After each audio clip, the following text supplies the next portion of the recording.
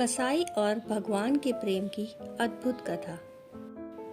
एक था सदना, कर्म से कसाई पर मन से श्री हरि विष्णु का परम भक्त। उसके मुख पर सदैव भगवान का ही नाम रहता। उसके हाथ मांस काटने और बेचने में व्यस्त रहते, परंतु मुख में सदैव श्री हरि विष्णु का नाम ही रहता।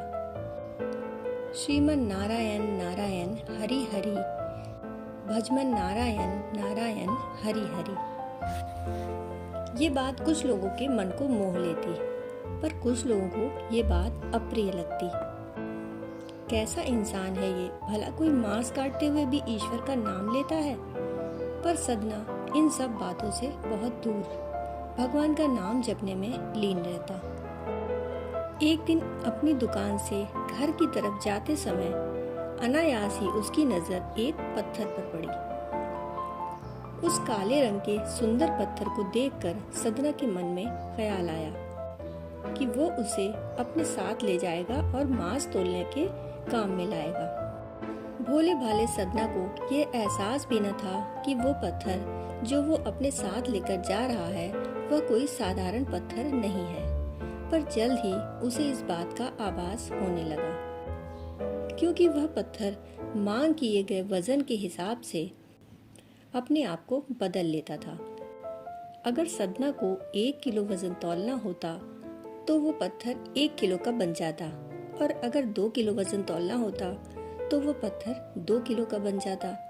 यह बात धीरे धीरे पूरे गांव में आग की तरह फैल गई कि सदना के पास जादुई पत्थर है, और इस आश्चर्य को देखने के लिए दूर दूर से लोग आने लगे।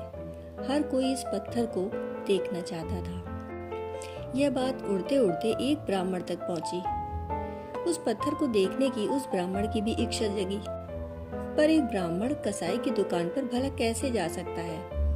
फिर उसने दूर से ही उस पत्थर को देखने का निश्चय किया।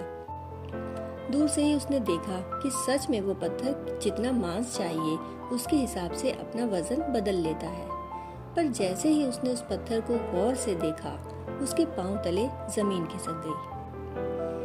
वह पत्थर कोई ऐसा वैसा पत्थर नहीं था। भगवान श्री विष्णु का प्रतीक शालिग्राम था।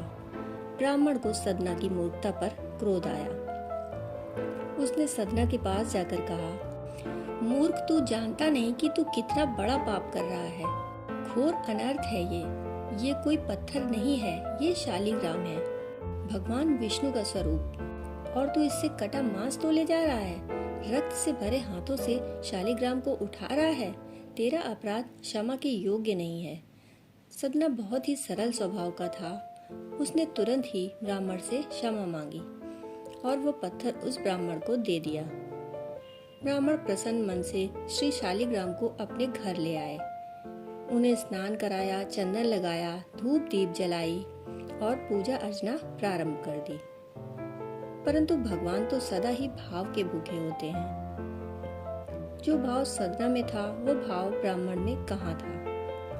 उसी रात भगवान ब्राह्मण के स्वप्न में आए और उससे कहा, हे ब्राह्मण, मैं तुझसे बहुत प्रसन्न हूँ, परंतु तुम क्यों ले आए मुझे सदना के घर से? मुझे जहाँ से लाए थे वहीं छोड़ाओ। ब्राह्मण ने कहा, भगवान, वो तुला में एक तरफ आपको रखता था और एक तरफ मांस के टुकड़ों को। वो एक अपवित्र स्थान था। इस पर भगवान बोले, वो जब मांस तोलने के लिए मुझे अपने हाथों में उठाता था तो मेरा रोम रोम पुलकित हो जाता था। जब वो मेरा नाम लेकर भजन कीर्तन करता तो मुझे बड़ा ही आनंद आता। वो सदा ही मेरा नाम जपता रहता था, और जो सदा मेरा नाम जपता रहता है उसके लिए मैं स्वयं को भी बेच सकता हूँ। ये मात्र संयोग नहीं कि मैं सदना कसाई को राह में गिरा मिला, मैं स्वयं उसके निकट जाना चाहता था। यह मात्र संयोग नहीं कि मैं मांस के वजन के अनुसार अपना वजन बदल लेता था। मैं तो स्वयं बार बार सदना के हाथों का स्पर्श पाना चाहता था। वो मुझे निस्वार्थ भाव से प्रेम करता था। हे ब्राह्मण, तुम मुझे वहीं छोड़ाओ, सदना के पास।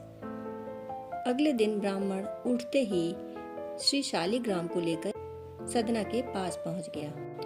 और स्वप्न में हुए भगवान के दर्शन और उनकी इच्छा के बारे में सदना को बताया। उन्होंने सदना को बताया कि भगवान शालिग्राम ने खुद उसके पास रहने की इच्छा जताई है।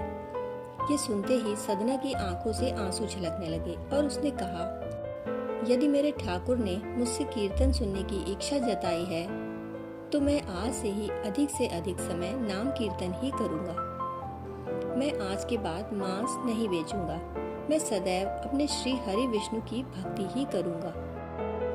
आगे चलकर सदना कसाई भगवान विष्णु का परम भक्त कहलाया और उनकी कीर्ति चारों दिशाओं में फैल गई। किसी ने कितना सही कहा है, भाव के भूखे हैं भगवान। भाव नहीं तो कुछ भी नहीं। लाख करो गुणगान, भाव के भूखे हैं भगवान।